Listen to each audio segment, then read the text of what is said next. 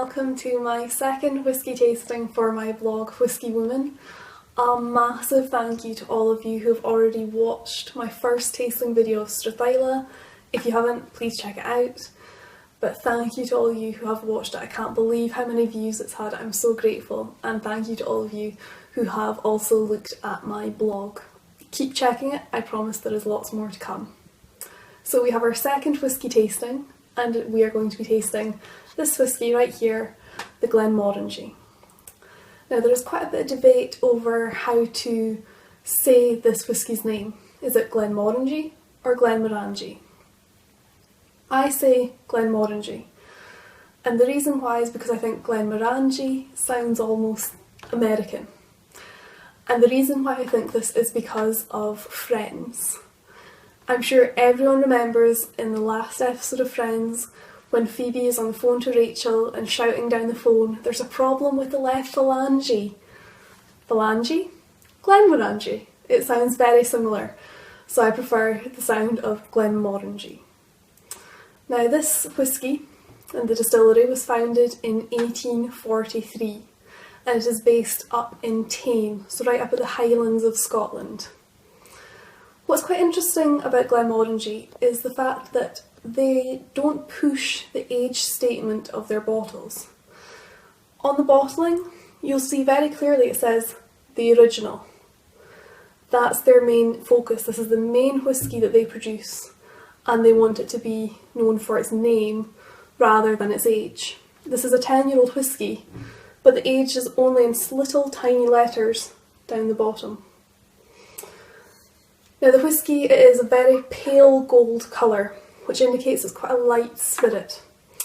Now one of the reasons for it being such a light spirit is because of how tall the stills are up in Tame. They are the tallest stills in Scotland. They are 5.14 metres in length. That is the same length as a giraffe's neck. That will create a very, very light spirit. So let's have a little nose. Now, as you'll know from my previous whisky tastings, I always give it a little nose and then a little blow. Now with this one, like I said, quite soft. Light citrusy fruits coming through, some lemons, some oranges. A little hint of mint in there, which gives it a little refreshing undertone. They're not too strong, it's just a little hint of that. Now, they only use 2 fills of an ex-bourbon cask. Some distilleries will use more, they might use 3 or 4 fills. But Glenmorangie are very strict in saying that they only use 2 fills. Surprisingly though, there's not that strong notes of vanilla that you would associate with a bourbon cask.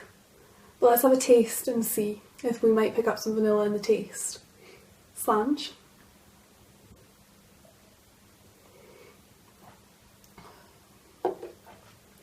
With the taste, it is, when it first hits your tongue, very, very sweet. As it progresses though, it starts to get a bit more bitter. So a little bit more lemony, citrus notes to it in the end. More vanilla is coming through though, definitely in the taste, quite creamy. The finish to it is incredibly soft. It's not very strong at all. Personally, I probably wouldn't add whiskey to this wouldn't add water to this whiskey. I obviously had a bit too much of this already. Let's have a little taste with water though to see. I probably just drowned that, but never mind.